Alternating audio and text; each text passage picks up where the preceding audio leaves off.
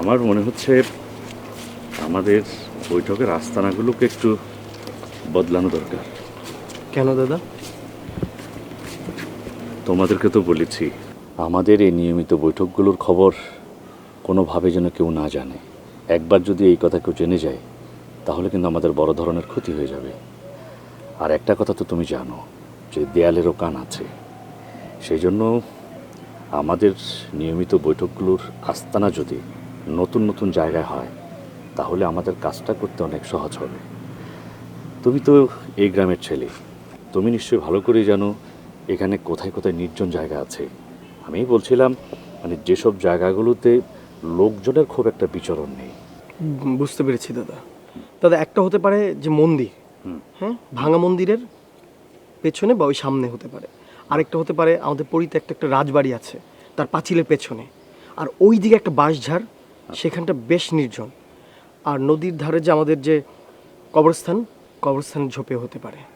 বেশ রফিক, প্রথম দেখায় আমার মনে হয়েছিল তোমার উপর নির্ভর করা যায়। সেই জন্যই তো তোমাকে আমার প্রথম দিন থেকে ভালো লেগেছে রফিক। তোমাকে নিয়ে আমি অনেক দূরে হতে পারবো।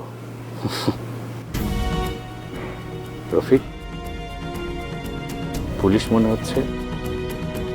দাদা, দাদা আপনি একদমই চিন্তা করবেন না, আমি সামলে নেব। আপনি চলুন। চলো।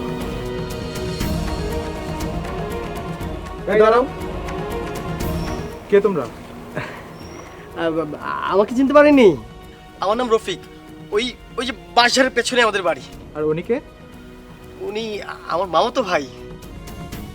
ওনাকে তো এই গ্রামে আগে কখনো দেখিনি। থাকেন কোথায় উনি? ওই যে বড় চকটা আছে না, তার পেছনের বড় বাড়িটাই, তাই না? এটাই আমাদের। নাম কি আপনার? শফিক। শফিক। যাচ্ছ কোথায়? ওই আমরা একটু ওই যে নদীর ঘাটে মানে একটু ঘুরতে অনেকদিন যাচ্ছিলাম। পরে এসেছি তো আসলে, সেজন্য একটু ওই নদীর ঘাটে যাচ্ছিলাম। যাচ্ছিলাম আর কি। ও আচ্ছা, ঠিক আছে, যাও।